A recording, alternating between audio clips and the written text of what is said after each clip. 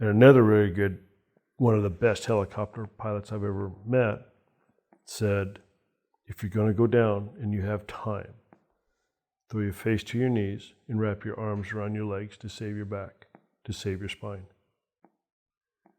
And so in a split second, I thought, okay, we're here. The ground's coming up, and I mean, things are happening in a millisecond, and it's like it's taking forever. The thoughts that are going through your head. And in the video, in watching it takes about 5 seconds, but honestly, with it happened, it felt like it took 5 minutes. But the ground's coming up, and I threw my face, to my knees, wrapped my arms around my legs as hard as I could, and you brace for impact.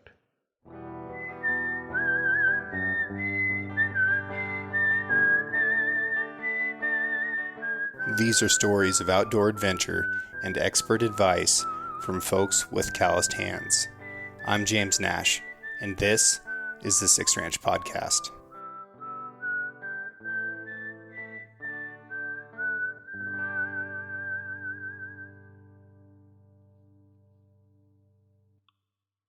The Six Ranch Podcast is brought to you by Sig Sauer. SIG is a leading provider and manufacturer of firearms, electro-optics, ammunition, air guns, and suppressors. For over 250 years, Sig Sauer Inc. has evolved and thrived by blending American ingenuity, German engineering, and Swiss precision. Today, Sig Sauer is synonymous with industry-leading quality and innovation, which has made it the brand of choice amongst the U.S. military, the global defense community, law enforcement, competitive shooters, hunters, and responsible citizens. Sig Sauer is also a premier provider of elite firearms instruction and tactical training at the Sig Sauer Academy located in New Hampshire. For more information about Sig Sauer and its complete line of products, visit sigsauer.com. Part 2, I think, or at least part 1 of the secret files. So when we first talked about this, you'd crashed in a helicopter. Mm-hmm.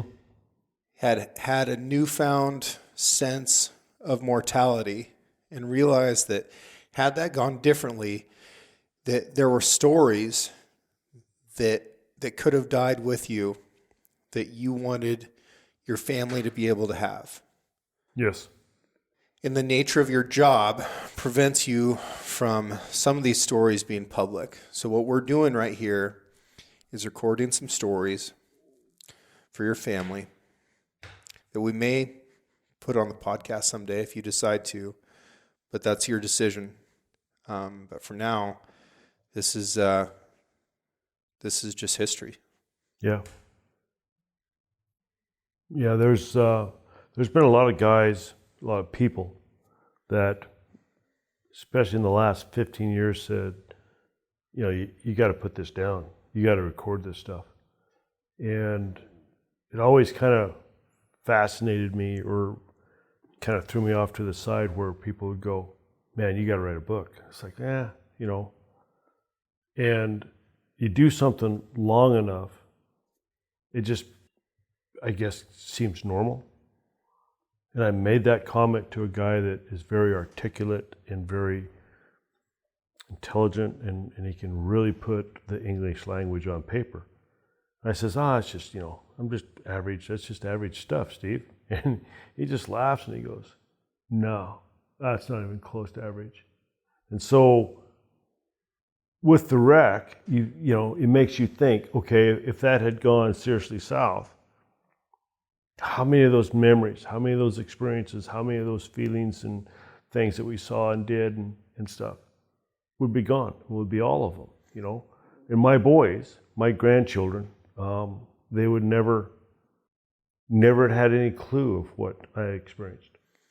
And for the last, 3,000 or 4,000 years, if you wanted to record a story, the only option you had was to write it, to carve it into something. And there's a lot that gets lost in that. It's always an edited version. It's a distilled version, and it's restricted by language itself in a lot of ways. But to be able to tell a story in your voice Like after you're gone, your great grandkids will be able to listen to these stories that you're about to tell and hear it in your voice as you tell it. Yeah. And that's inimitable. Yeah. That it would not be the same if they were reading it. Yeah. We can do better. They would know what my voice is. They would know what the tones are. They could see that the rise and fall of what, at the peak of these stories, and on what I was trying to convey, what I was feeling, seeing, experiencing, type of a deal. I mean, at the start of the podcast, I talked about my granddad being born and my great granddad on the way to the Pendleton Roundup, who his uncle Newt was the rough stock judge. Newt was quite a character. I have Newt's old 3040 Craig. Do you have any idea how much I would love to hear that man's voice? That'd be phenomenal. Yeah. Have him tell you about that rifle? Have him tell me about that Roundup. There's a couple pictures out there. There's one of him on a really, really nasty bronc. And it is quite a picture. Tell me about that. He spent some time in a Canadian jail because he swam some horses across the river that he shouldn't have. There was a cattle buyer that I ran into. He'd come down to buy some replacement heifers from us. And he said, Jones. He said, when I was a kid, I knew a Newt Jones up at Pendleton. He would go down to Hamley's, and those old guys would sit there around the stove and they'd tell stories. And I'd go, yeah, Newt Jones was my great uncle type of a thing. And he goes, you're kidding me. He goes, he was the greatest storyteller there was. He said, I couldn't wait on a winter day to get out of school to run down to Hamley's and go in there to see if those guys were there and telling stories. And there's two types of great storytellers. The first type is full of shit. Yeah. And the second type has done it. And I'm not trying to take anything away from the first type, because there's plenty of other types who are storytellers and aren't good at it. And there's plenty of people who have done it and are not great storytellers. Mm-hmm. And those experiences they have, they can't share any aspect of that feeling with anybody else because they're not good at telling a story. You are good at telling stories, and you've done it. I've always been told that, I could tell a story, and I always was a bit ashamed by that because growing up, I always associate that the guys that were full of shit, And so, I guess time will tell. I love good friends, good camaraderie, good experiences. To me, life is made up of those stories, of those experiences. If you don't have them, you've missed out on so much.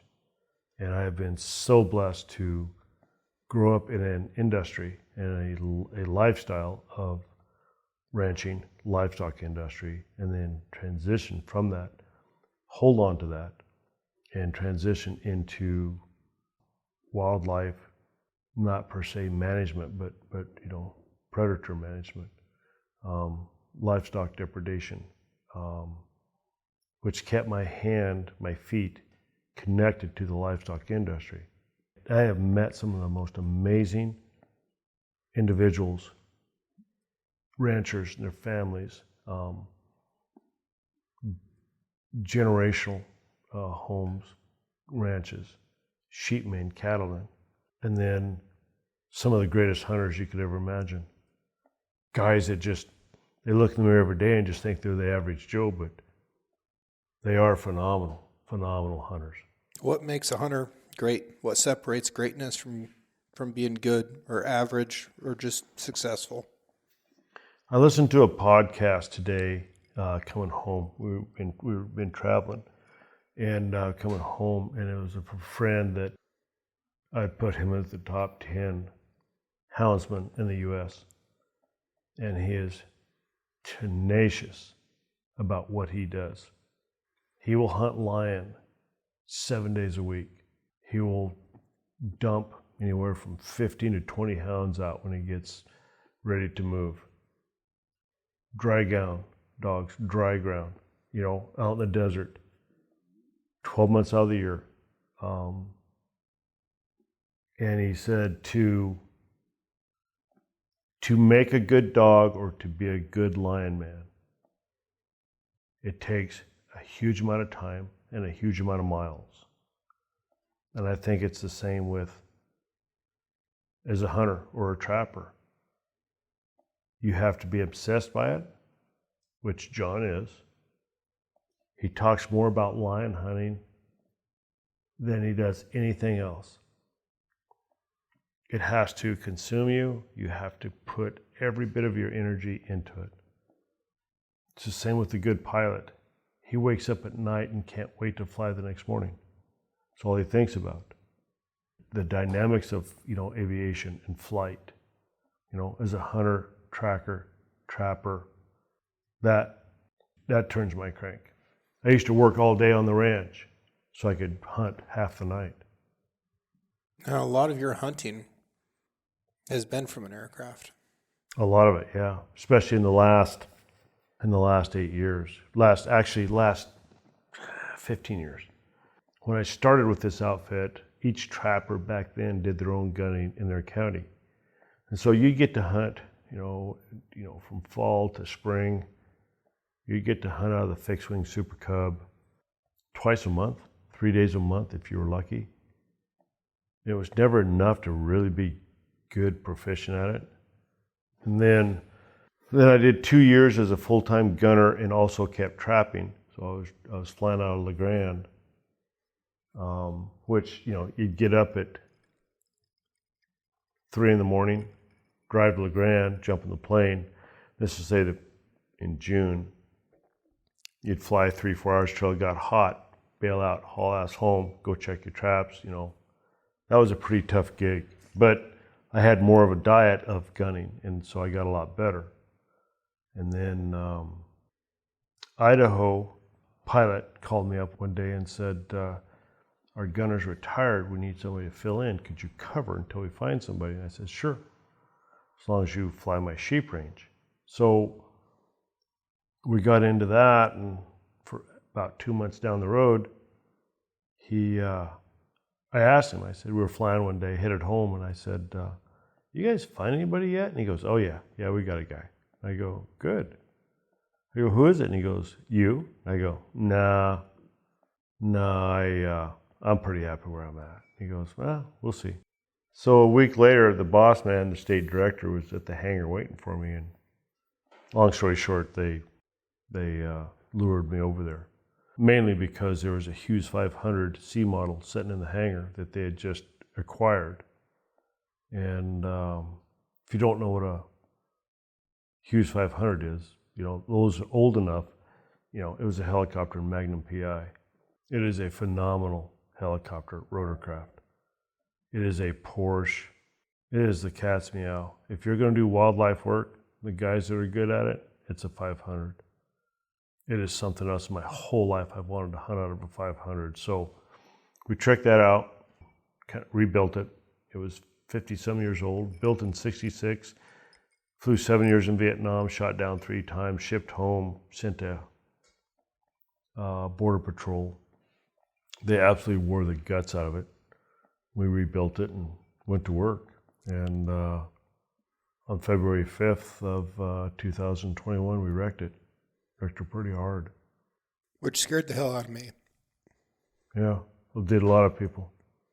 I didn't get scared. I don't know if I've ever gotten scared. Maybe I am a bit now. You want to talk about the wreck? Sure. It's not a normal thing to chase a wolf in a helicopter. No.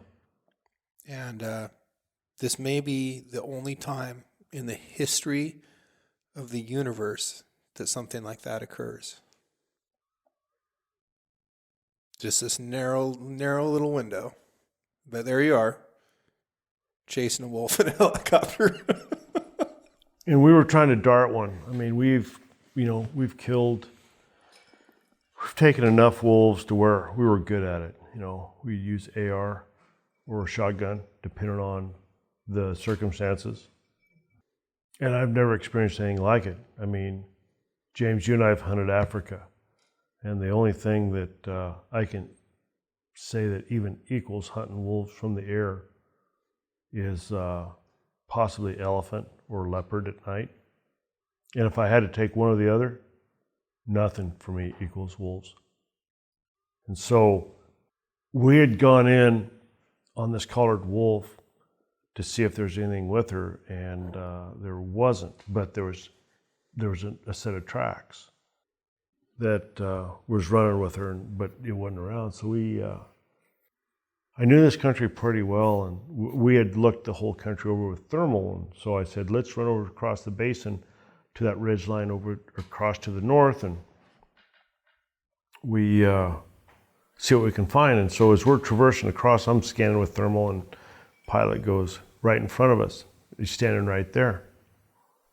And look out, and right on our nose is this wolf just taking off running, and he's just ringing his tail like crazy.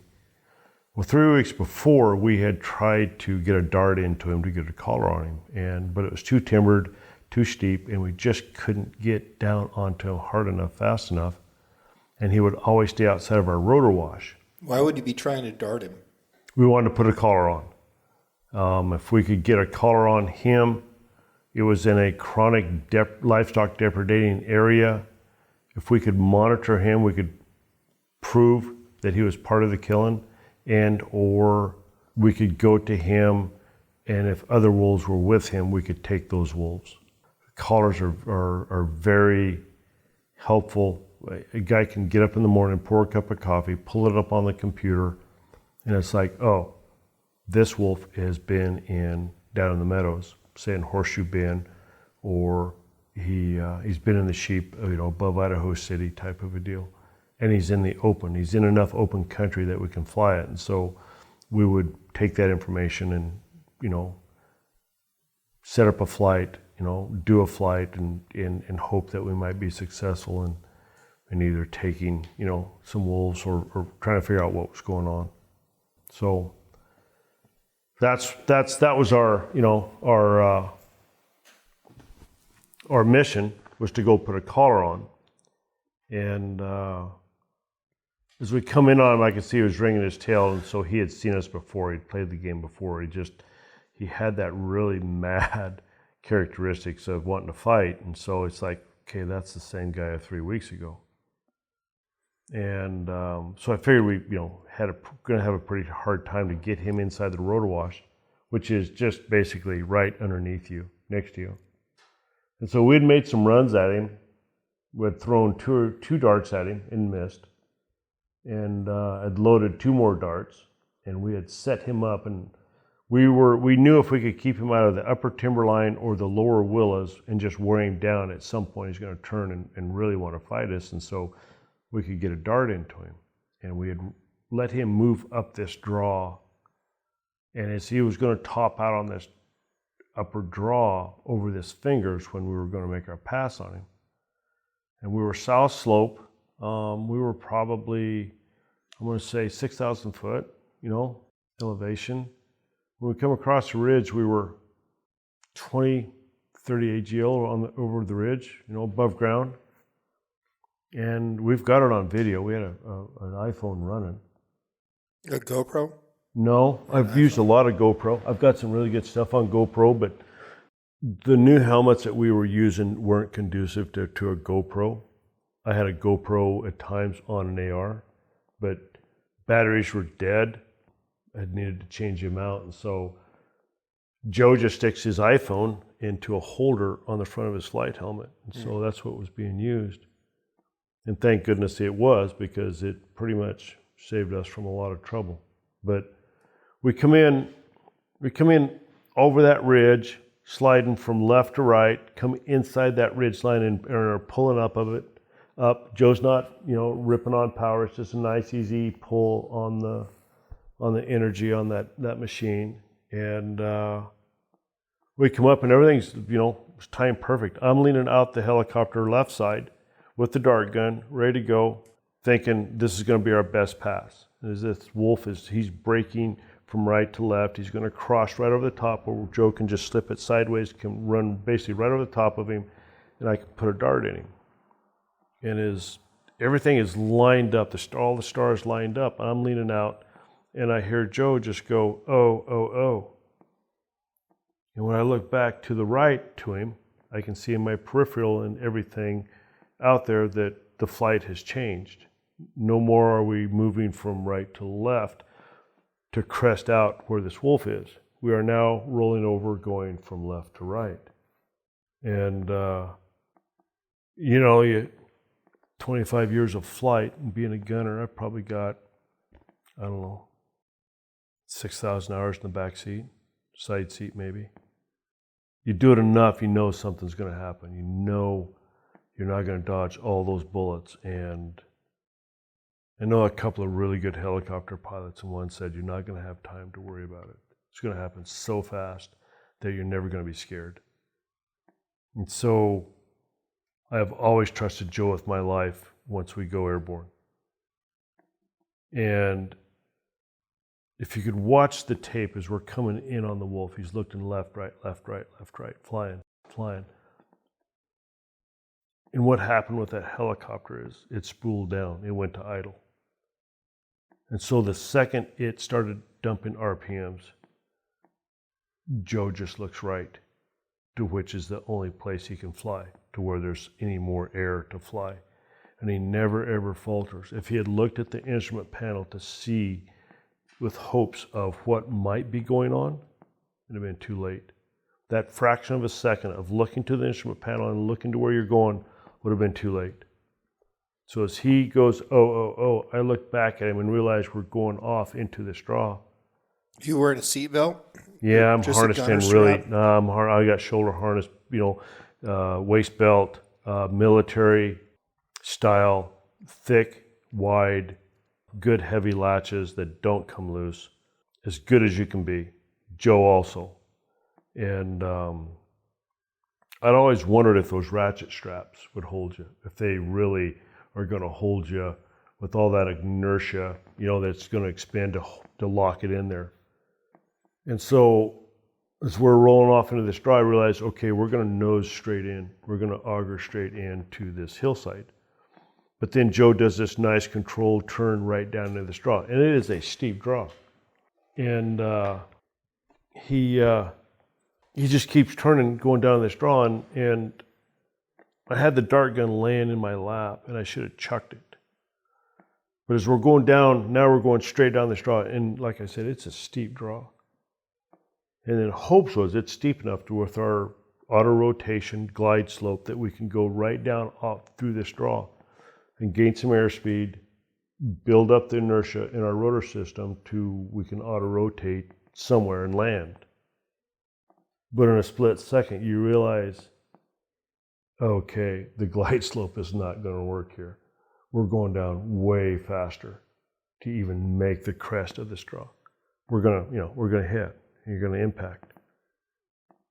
And another really good, one of the best helicopter pilots I've ever met, said, if you're going to go down and you have time, throw your face to your knees and wrap your arms around your legs to save your back, to save your spine. And so in a split second, I thought, okay, we're here. And the ground's coming up, and things are happening in a millisecond, and it's like it's taken forever. The thoughts that are going through your head. And in the video, in watching it takes about 5 seconds. But honestly, with it happened, it felt like it took 5 minutes. But the ground's coming up, and I threw my face, to my knees, wrapped my arms around my legs as hard as I could, and you brace for impact. And we hit. And the number one rule of a helicopter pilot is if you're going to go down, you put both skids on the ground at the exact same time. Otherwise, shit's going to come apart on you. And on a downhill, side hill slope, Joe put both skids with absolutely no inertia basically left in those rotor systems, put both skids on the ground at the same time. And those skids squashed in, the shock absorbers worked. It was a south slope. It wasn't frozen. It was thawed out. We dug into that Idaho dust granite, which is extremely gritty and loose, which sucked up an amazing amount of inertia. And the impact as we come back up threw me back up into my seat. And Joe and I had the exact same thought at the same time. Hell, that ain't too bad. But then you realize, oh no, this is going to get bad. And we were airborne again, and the helicopter was nosing over through the air. And in the video, you can frame it down to frame by frame, and you can just see it just going over down this draw, and seems like you're gaining speed, and then the rotor blades start digging into the hillside. And the view changes from fairly pristine rotor blades going by and grass and snow and terrain to an explosion of dirt and brown stuff.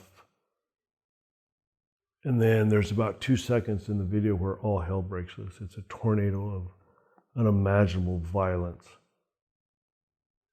And it happens so fast that your brain can't comprehend what's going on. You basically, you know you're going to die. This is where it ends. This is where you're coming apart.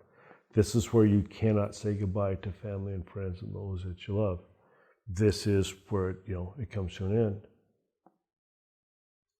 And what happened is the rotor blades were digging in, and the helicopter was standing on her nose, and she dug her skids, front end of the skids, into the hillside, into the draw. And it drove us and flipped us all in one motion instantly. It blew everything out of the cockpit straight down into the ground. All the plexiglass was blown out. The rotor blades wrapped around us, and one of them chopped most of Joe's cockpit off. The inertia of the impact had us first blown to the left, which is when the rotor blade chopped most of his side off. If it had been an inch or more to the right, if his leg had been, he'd have lost his leg. Another rotor blade hit the tail boom come apart, was flung down the draw, but we come to a complete stop within 5 feet of where we flipped, probably going 40 miles an hour, and just boom to a complete stop. And so we were laying on my side, and the turbine engine was idling, and you could hear certain things, and I was trying to get out. Joe was moving above me, and I'm trying to stop him. I don't want him to release and land on me and squash me and hurt me. I didn't feel anything at that time. Couldn't get released. Realized I had my eyes completely shut tight. I opened them, found my release, undid it, rolled out. Joe comes on out. We're starting to talk at this point. He had shut the master off. We rolled out. I stood up, fell flat on my face, realized my knee was shot. But I get back up and hobble away with Joe. We get about 20 yards away in case there's fire, explosion. We look back and Joe goes, whew, I don't ever want to do that again. And then he goes, oh, crap. And that's when he sat down. And that's when I realized his flight helmet was missing, and so was mine. The inertia of being flipped like that tore both of our flight helmets off. It had given Joe 5 broken ribs. I had torn an MCL. And I had a pretty good gash on the right side of my face, above my eye, where a thermal scope or something caught me. There was a guy down in the valley that was watching us chase that wolf. He was a logging helicopter pilot. I'd like to meet him someday. But he was watching us chase this wolf. And he happened to have a spotting scope on the wolf alone when we wrecked. And he said, I was watching the wolf, and all of a sudden I couldn't hear you. And then he looks up over the scope and he hears this. And as a pilot himself, he knows that we had wrecked. And within 30 seconds of impact on the ground, he had 911 on the phone saying, I have a helicopter that just wrecked, and here's the location. So we need to talk for a second about how remarkable it is that somebody was watching. Yeah. And that you were in a place where that was even capable. And he's a helicopter pilot. Yeah. You know? Because most of the places that you fly, first of all, there's not a survivable place to wreck. And there's nobody watching. And there's nobody around. No. And even if there was somebody around, the only way they could communicate was with satellite. Yes. And then you'd be so far from help that it wouldn't matter. It's not gonna matter. The things that lined up for a wreck to happen to where we can walk away from it, you can call it whatever you want. You can say the stars lined up, it was this or that. There's 1,000, if not more, places where we have flown to where if that exact same scenario had happened, you're just confetti. You're not walking away from that. It is unsurvivable.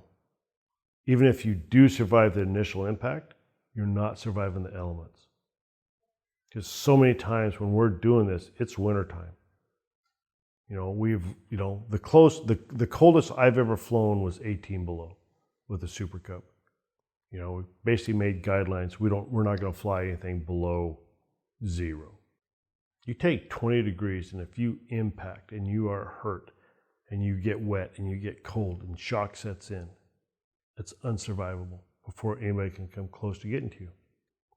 So for us to have that incident where somebody was watching us within 30 seconds makes a phone call to where life flight within 30 minutes of the incident is landing there and walking down to us, it's pretty amazing. We've gone through so many scenarios. Okay, what if this happens? What do we have to have with us? And I've been to the SHOT Show multiple times. I've talked to military personnel. And James, you can probably attest to this. Every one of those guys said, if it's not on your person, don't count on it being there. And like really on your person, like super attached to you. It's got to be tied into a pocket, zipped up, strapped down type of a deal. Yeah. If it's a bag that's strapped down between your legs, and when we hit, I had both of my cell phones stuck in an ammo container open with mags that I had there. Joe's phone was stuck on his head. We had a spot device that was stuck to the instrument panel. I had a shotgun on the left, an AR on the right, and a dart gun in my lap with loaded darts, which is kind of scary, floating around. You might have tranquilized yourself a little bit on the way. Dude, there's dart in there. Or you look down and half of you are gone and there's a dart and you just give yourself one to a little bit of Tilazol to make things all, Fade to black. Absolutely, So there's no way to make everything perfect. Where do you put the darts, Anyway, everything got puked out right on the ground. If there had been 6 inches of snow or 12 inches of snow, where those cell phones hit, we'd have never found them, I crawled out, and there's my phone laying right in front of me. With snow, you're not going to find it. And we have flown in 10-foot snow, 15-foot deep snow. Sure. You go in, if you hit, you're going to be buried in snow to begin with. And if you crawl your way out, there's so many oxymorons. Do you have, fire retardant clothing? Do you have Nomex? Yes, we do, but it soaks up water, moisture. Okay, if you go down in the snow, it's going to soak up all that moisture and you're going to freeze to death. You're going to die so fast. I'd rather take my chances of having good gear where I can stay dry, warm, if there's injuries or with injuries or whatever. Dig a hole in the snow and survive, as I'm going to worry about fire, Or at least have like some kind of wool blend or something. Yes, absolutely. There's options out there. There's silk, there's wool blends, absolutely.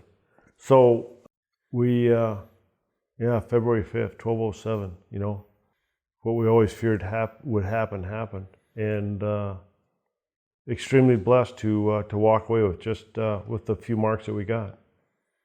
Destroyed the helicopter, which pulls up my heart all the time. I look at pictures of her all the time. Really love that bird. She was pretty special. So now that you've survived this and you get back, are the people above you just glad you're alive and say, oh my gosh, here you are, that's so wonderful, and everything's good? Or does the wreck continue burning? All the right things were said within the first 12 hours. We've got you. We'll take care of you. You just get well, heal up. We've got you from here. It was classified as a catastrophic incident. Within 15 minutes of the wreck, Washington, D.C., our office in D.C. knew about it. Regional knew about it instantly. There was probably 5 people watching us on the computer, watching the automatic flight following. It looked like we had landed, but a lot of things went wrong. The ELT did not go off. And even if it had gone off, it was not registered to us, so nobody would have known who to call. The impact sensor in our automatic flight following did not go off, which was supposed to go off on any kind of an impact, which would have told all 5 people watching us on the computer that that is an impact. Get help coming. That did not work. I had guys that have been in wrecks before in our agency that called me that next morning and said, you had better understand that nobody is going to help you, that you are on your own. The easiest part about this whole incident was hitting the ground and getting out of there. And then it became really hard after that because you just ran into wall after wall after wall. There was, the state office said, we filled out the CA forms, there's nothing we can do after this. We can't help you. It's way beyond us. Way beyond. U.S. Department of Labor wouldn't answer the phones. The safety people, all they want to do is cover their ass. And long story short, in a nutshell, it was a month and a half before I could get an MRI for my knee, which my son's a doctor. My daughter-in-law is a PA. I have another very good friend whose his daughter is a PA. His wife is a nurse. I had 2 physical therapists get a hold of my leg and shake it and go, yeah, you tore your MCL. Probably completely in 2. So it took a month and a half to get an MRI. Why? Why would it take that long? The U.S. Department of Labor really likes to drag their feet, but somebody put me in travel status. By being put in travel status, I was not on the job. So when I started making my own phone calls to London, Kentucky, trying to trace this out, it didn't take a lot. It took 1.5 days. I talked to a young man by the name of Leo. He was my case worker. He's the one that looked at my file and he says, well, your file's not even open. It's because you're in travel status. And we had heard that I was in travel status, but nobody knew how to get it out of it. And so I said, Leo, I wasn't traveling, I was on the job. And he goes, how could you be on the job in a helicopter? I says, Leo, we were darting a wolf in Idaho. And he just goes, well, if you're lying, it's my job. I says, Leo, send me your personal cell phone number and I'll send you a picture of my bloody face, or a video of the wolf going by, or a video of us, the 6 seconds of listening to the turbine idle down, or the impact, or the aftermath. And he says, do you have all that? I says, absolutely. And he says, as of right now, you are out of travel status. That's when things started to finally roll. But the arrogance and incompetence that I experienced after that incident has left me with the most nastiest taste in my mouth. I used to be extremely proud to work for Wildlife Services. And after that, all I can say is, you just don't treat people that way. Not when you go at the risk and you work those kind of hours and the only other thing that is a higher risk level than what we do, especially if you're darting a wolf, is aerial combat. That's the next level of risk that you can associate to this. The United States is never going to send a Marine like James into combat with a 50-year-old tank. It'd be like sending him in with the Sherman. It's not going to happen. Our helicopter was 50 years old, and they are asking us to do this job with this piece of equipment. And best of luck. My tank was older than me. Was it really?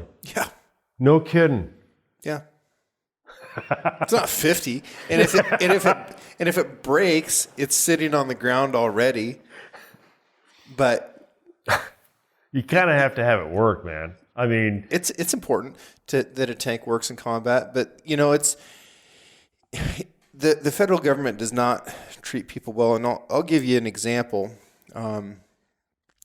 Corporal Daniel Linderberry II, my tank gunner who was killed, his wife received a $400,000 life insurance payment. They subtracted his body armor and a few other items that were destroyed along with his life. You're kidding me. From that money before they paid her. And it took close to a year to get a tombstone for him at Arlington National Cemetery. He laid in that ground, unmarked, in that hallow ground, unmarked. Because for what, that's how 2.5 years? Close to a year. Close to a year. Yeah. Wow. So we could make heroes faster than tombstones. Wow. And I'm not trying to make little of what happened to you. No. I'm just saying that the federal government treats people like shit. Yeah. And you're not alone. Yeah. I grew up in the ranching community. And I was able to stay connected to the ranching community in this job. And that's who I work for. I don't like the idea of taking a paycheck from the federal government. It's always been hard for me to swallow. Who I work for is that sheep man and that cattle man, or that young family that's, heaven forbid, raising goats, But to see multi-generations, 5, 6 generations out there working, and when you got wolves that come in and change decades of genetics and work to build a good herd and change it in so fast, in such a brutal way. I was skinning out a cow a couple years ago up in the Cascade Country Meadows. It was for the John Schutte family, Ace Black. And John's kids were horseback, and these are kids that, their hands, I mean, man, they're good. And you just love to see that. And this little girl is a horseback, and I'm skinning this cow out. And we pretty much know that the wolves had gotten her. But I got to verify it and do the investigation. And she's sitting there, and she's about 30 feet away. And she goes, "Mr. Jones," and I'm skinning away, and I go, yes, hon? She goes, "Are you going to stop this? Are you going to make these wolves stop them killing our cows?" And I almost come to tears, because here's this young girl asking me to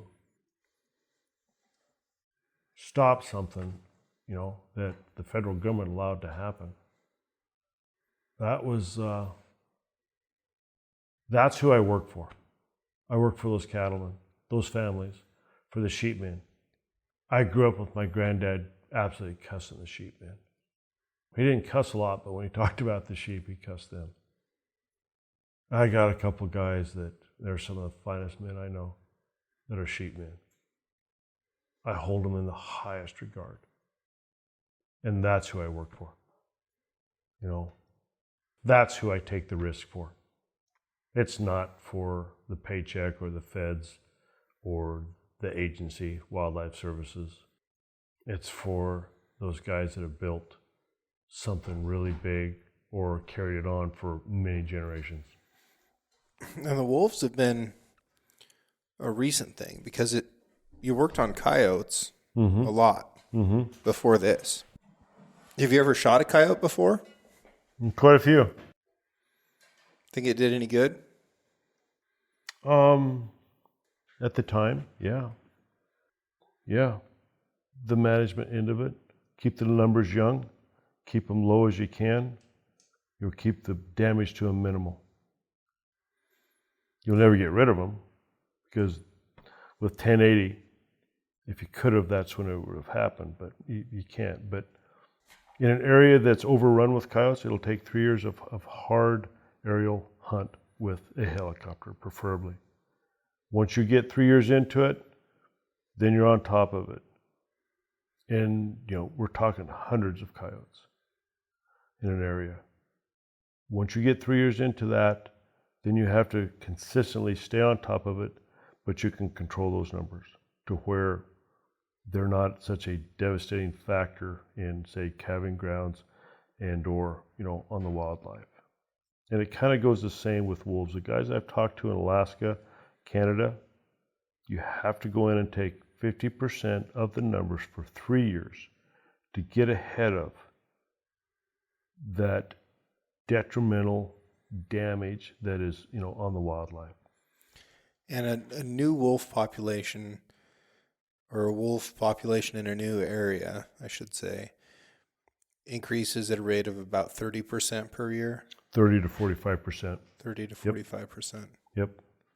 So taking 50% per year can almost be just a wash. Yeah. If it's at 45%. Sure. And so, if you're taking 45%, it takes some pressure off. But if you got other wolves pulling into that, now you're losing ground again. So you never hear those numbers talked about out there in the management circles. Yeah. Everybody thinks it's Disney, and it isn't. No, it's not. I learned a lot about coyotes once I got in the air with a good friend in a helicopter. And that's fascinating to me because it doesn't seem like that's the place you'd learn. It seems like you'd learn about them on the ground. You would think. But on the ground, you're just too blind. You can't see over the ridge all the time. You can't get the big picture. And our aerial program in Oregon wasn't working at all. And so I called up my boss and said, hey, I need to know if you're going to fire me if I get in a private helicopter this weekend. And he says, well, I don't know. This is on a Tuesday. And I said, I'm going to be out of coverage first until Friday. I says, I need to know by Friday if I need to be looking for a job. But I'm not asking permission. I just need to know what the consequences are. So when I popped into coverage on Friday. Great negotiation. I know, right? tactic. Yeah. I had tried Real to negotiate subtle. with him before. I knew what the score was. I knew what the template needed to be. So when I dropped into coverage Friday, there's about 5 calls from him. And so I call him back and he goes, well, he says, it looks like I can't fire you if you do everything on your own. No government rig, no government flight gear, no government shotgun. This is all private. And I says, done. So I started hunting with this guy. And he had hunted before, but we really got into it. And we started learning by the second year that if you could hit the ranches that were calving first and hit them big time, that those coyotes would move the ones that you didn't get. The next ranch that might be 5 miles away or might be 30 miles away or 40. Once they started calving, you would have coyotes migrate for 50, 60, 70 miles to get to them. And so we learned where these ranches were calving. And it got to the point where we could hit 1, 2, 3. And 4, 5, 6, 7, 8, 9, 10 ranches never had a single problem for years. We hit an area between the freeway, I-84, and Vail Willow Creek. We took about 600 coyotes out of that area. And it's not a big area. we just had a lot of valley coyotes that come out of the valley that headed for those spring calving grounds. Is Willow Creek where they have a little store? It's got some hamburgers. Yep. Okay. Yep. From Vale, like if you're going from Vale to John Yeah. Day, that's air miles, 15 miles to the freeway. Yeah. North south, we're probably 20 miles, maybe 15. Killed 600 coyotes in there? 600 some coyotes, I think. Yeah. There was a chunk of ground south of Juntura that Mike Bentz, Bill Williams ran on, which neighbored our ranch. But it was, this chunk of ground was called Wildcat, and it was a good chunk of ground to spring calve on. And they would move those cows out there through the mud the 1st of March, and they would start calving about the middle of March. And Mike called and says, hey, we just got the cows there. They started calving last week. Can you go fly? So we were out there, and I think we shot 70 some coyotes. We thought, boy, yeah, that's a done deal. Got him. Done. Slapping ourselves on the back. Says we'll come back in a week and a half and just clean up. Figure we'll pick up a dozen or so. Come back 2 weeks later, we shot 60 some. It's like, holy smokes. And we had run a perimeter the first time a mile outside of this pasture. And this pasture, if you were horseback, it would take you all day to make the outside circle on it. And so the second time we made about a 5-mile perimeter hunt around this. And we had coyotes coming with their noses in the air from the east, moving west. And you would see them coming across that desert, and they'd have their nose up and going on a hard trot. And they'd see you. They really weren't worried about you. They just kind of wanted to sidestep you, but still head into that wind where these cows were calving. And we thought, wow, we got cows coming from at least 5 miles, maybe 8 miles. So we go back in a week. We shot 48 coyotes. So now we go out that 5-mile perimeter and hunt, and we bump it to 8 miles. And we've got waves of coyotes coming out. And I don't mean 2s and 3s, I mean 6s and 8 coyotes coming. It just like layers of them, of just lines of them, one after the other. And we hunted 10 to 12 miles to the east, and we never ran out of coyotes. And we had shot 40 some in the cows, and I think we shot 40 some. We had something like 80 total of moving out. And so we got a fuel truck down there the next time, and we moved east all the way to the Waihe River and never ran out of coyotes that were floating west. I think when it was all said and done, we shot 300 and some coyotes that were connected into those cows. And once we did that, there was probably 8 to 10 ranches that never had coyote problems after that. And what a huge relief for them, right? Huge relief.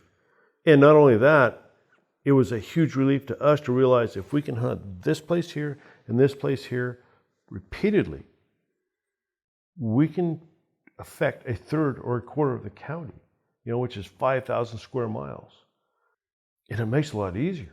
Instead of just going here and there, somebody calls up and you're just all over the place, which is what we used to do in the fixed wing. It was a nightmare. It was a logistical nightmare of trying to figure out, one, how to do it, how to pay for it, and to make it effective. You go into a place, you kill 5 or 6 coyotes, but he's the only guy paying, and 2 neighbors don't pay. Well, 2/3 or 3/4 of the coyotes are on the neighbors, but they're still bumping over to here. It was just a nightmare. So when we figured out how to hunt them and how far they were traveling, it just changed everything. And so we got really good at hunting coyotes, And they're really coming there, I would think, for 3 reasons. One, wherever there's cattle, there's mice. And then afterbirth is really nutrient rich. It's the big draw. Easy pickings. Yep. And then you have incredibly vulnerable calves that just hit the ground, and coyotes can kill them real easy. We've seen where, man, I'm throwing a log on the fire. The molecules of that. What's that? I'm throwing another log on the fire. Oh yeah, They actually throw two. We've seen like in that wildcat country or in that desert country where cows are about a week from calving, they're putting off a scent to where there'll be 4 coyotes just sitting there on a knob, watching, waiting for that cow to calve. I would agree that I think the afterbirth is the first draw. And then the baby calves are the second. I think the baby calves come with when they get greedy. Coyotes are always greedy. That's their biggest chink in their armor. A cat, a lion, curiosity killed the cat. You can make a cat curious, you can get him. A coyote is his nervousness and his greed. That's his downfall. A bear is just, to me, a 300-pound raccoon. Or maybe an 800-pound raccoon. An 800-pound raccoon in Pennsylvania. Maybe 880-pound raccoon. To me, that changes the stripes. You've been accused recently by, a guy who is not really of the wilder country, of playing God and killing animals. Mm-hmm. Is that just his misunderstanding, or is there some truth in it? Oh, it's his misunderstanding. It was from a young man that just had absolutely no concept of the dynamics of what goes on out here. He didn't own a house. He doesn't own a car. It just, I kept trying to throw different scenarios at him to help him understand. And each time I did, his predicament or his dynamics of his life are so completely different than mine.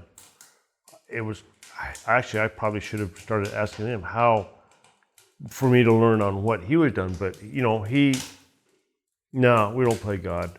We don't have time to. We are going after basically designated depredating animals. When you find coyotes that are pulling down a baby calf or got a cow down, there's no question there. If you got coyotes that are their nose in the air and they're 5 miles out and they're coming for those baby calves and those cows calving, it's pretty much a slam dunk. With wolves, and if you get a collar on one and that collar is going through those meadows and you've got 4 kills or 2 kills or a kill in that string of meadows, you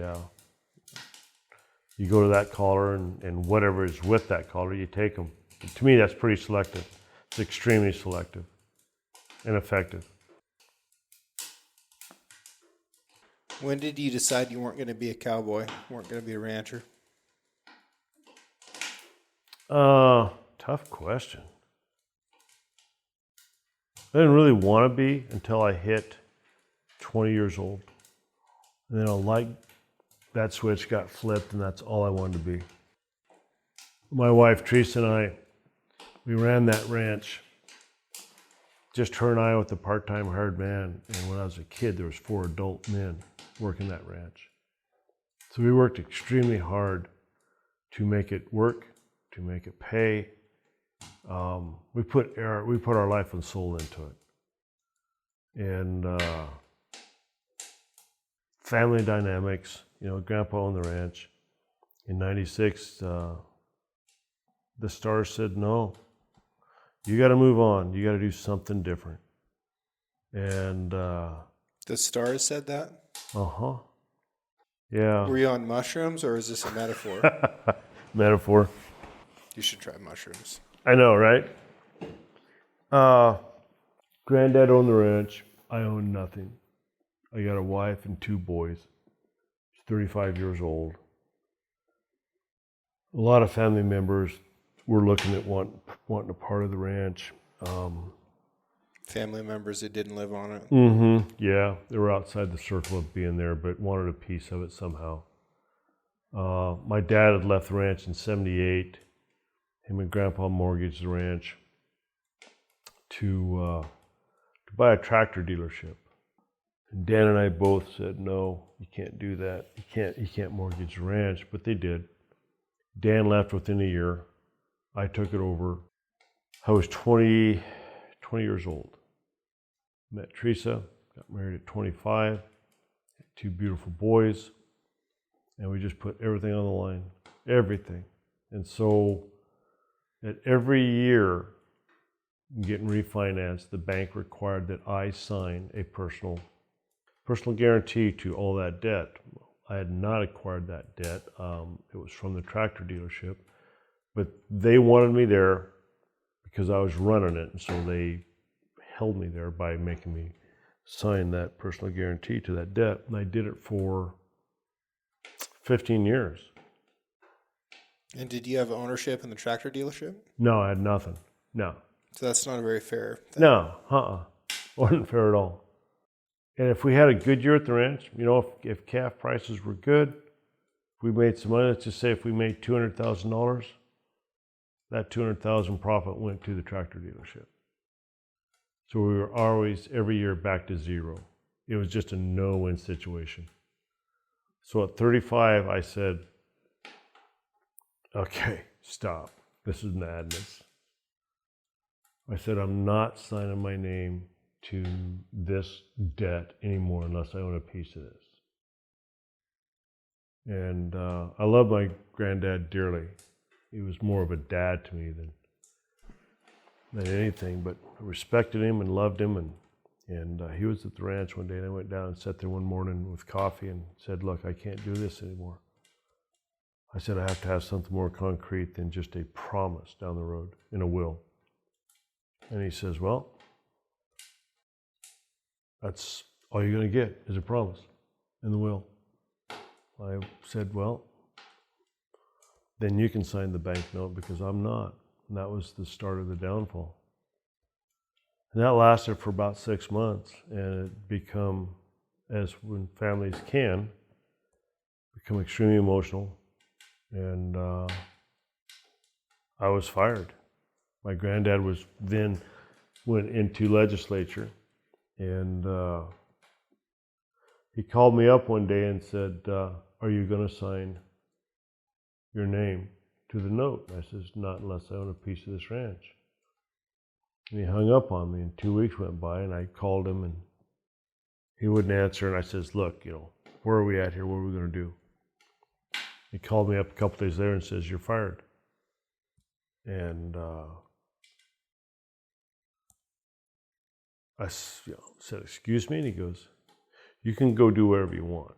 And I go, well, this is what I want to do. What do you mean? What are you talking about? And he goes, you can go do whatever you want. And I says, are you firing me? And he goes, well, you can call it what you want. And I go, no. Why don't you call it? And he goes, fine, you're fired. Okay. So in a nutshell, he took everything that I had, that I thought at the time that was so dear to me. What I didn't realize was that my wife, Teresa, and those boys, and the ones that loved me, were the greatest treasures of my life. It wasn't that ranch. That ranch had become a prison to me. It had become oppressive, and it was sucking the life out of me. And it took me getting away from there to realize that. But on May 31st of 1995 was my last day there. Went and shut all the pumps off, shut the irrigation off. We had nowhere to go. We had no money. And packed the boys up and sent them down to the in-laws in Nevada. Teresa headed for college to renew a teaching certificate. I had a buddy that called me up and he says, I understand you kind of hit a wall here. And he was in Portland running a construction outfit, laying pipe. And he says, I will put you on a excavator, laying pipe for $30 an hour if you want it. I says, I'll be there. So I spent 7 months in Portland laying pipe.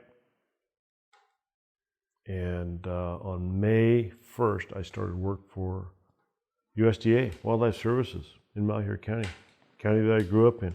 as a government trapper. And I thought I was a decent trapper when I started. It didn't take but a week to realize I wasn't that good. And it took a year to realize, like, whoo. And I've been learning ever since. When that's all you do is look for coyote turds in a road or tracks or movement, terrain, that's when you get good. You know, we talked earlier about what's it take to be good. It takes a passion, it takes a drive, commitment. It takes something that is what you, that's all you do. That's all you can think about. And for me at that point, it was trapping. First it was coyotes, and then it was lion, and then it became wolves when I went to Idaho. And it all started with muskrats. It all started with a double-aught muskrat trap and a muskrat, and a slice of apple. And crawfish. And then the crawfish come in there part-time too. That's when I realized I could do something other than probably cowboy. First job I ever got paid for was trapping. Was it? Yeah. Muskrats? Gophers. Yeah. Actually, gophers was probably the first one too. And Grandpa give us a nickel a tail. 25 cents. You got 25 cents. Well, it was more complicated than that. I was promised 25 cents per tail, and I didn't get paid for 3 years.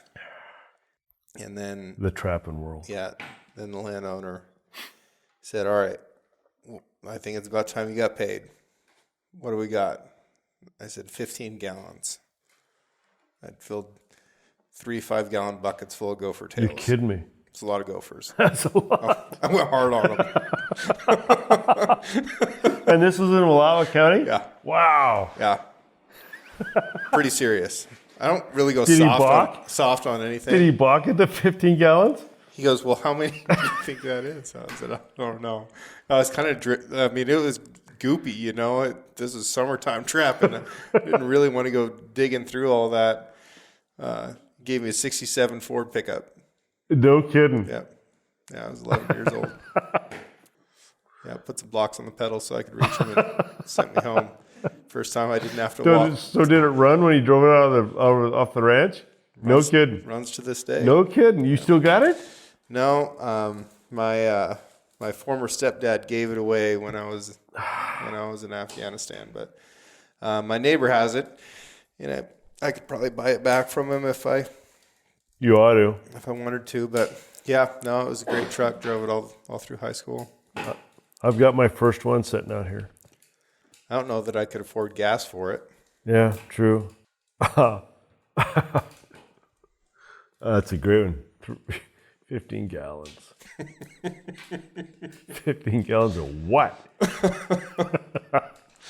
Yeah. Tails. No, the old black hole trap. I was the master of that thing. So what was it? Looks like a piece of PVC. Yeah? It's got a big opening on one end and then a little hole on the other, and then it's got a little cable snare. Yeah. And then it's got a trigger that looks kind of mesh, so they can see through it. And you just poke around in their hole until you figure out which way the tunnel sat, and then seal it up real good so that they could see light coming through. Start pushing just dirt. the back end, and they'd go in there to plug that up.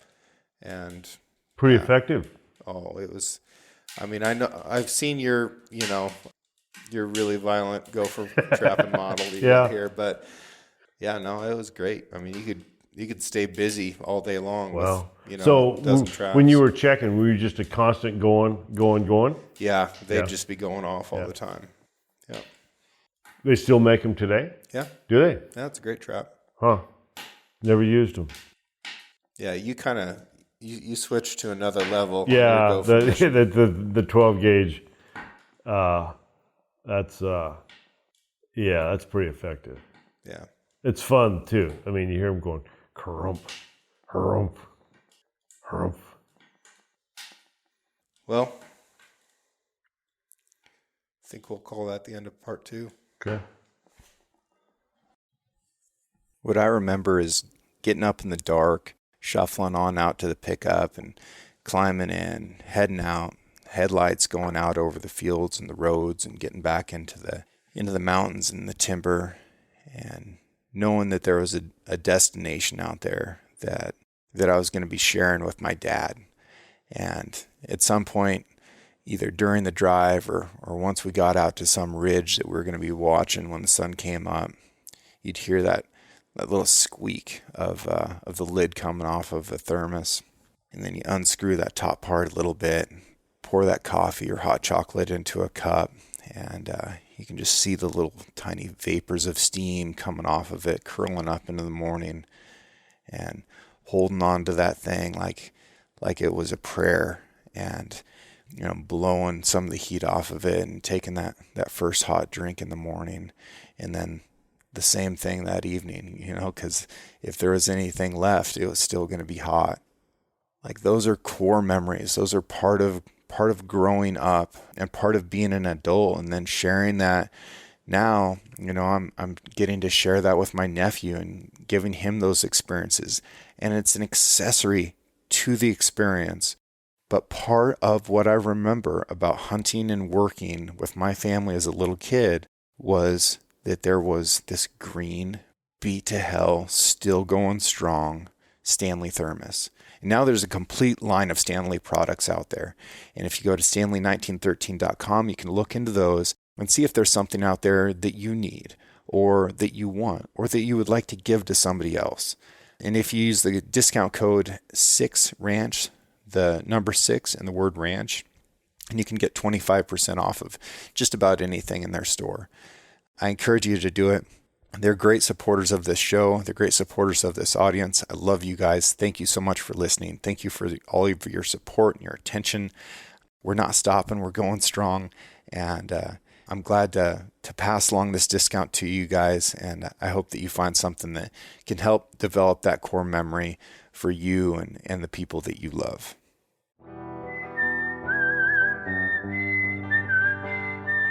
Thank you for listening. If you enjoyed this episode, please subscribe and share the show with a friend. You can also rate the podcast and leave a review. Your support allows me to keep doing what I love, which is meeting incredible folks and sharing their stories with you. For more content and photos, follow the show on Instagram at 6Ranch Podcast or me at 6Ranch Outfitters. This episode was produced by Emily Brannigan, with original music written and performed by Justin Hay. Art for the 6Ranch Podcast was created by John Chatelain and digitized by Celia Christofferson. Tune in every Monday for a brand new episode of the 6Ranch Podcast. I'll catch you next week.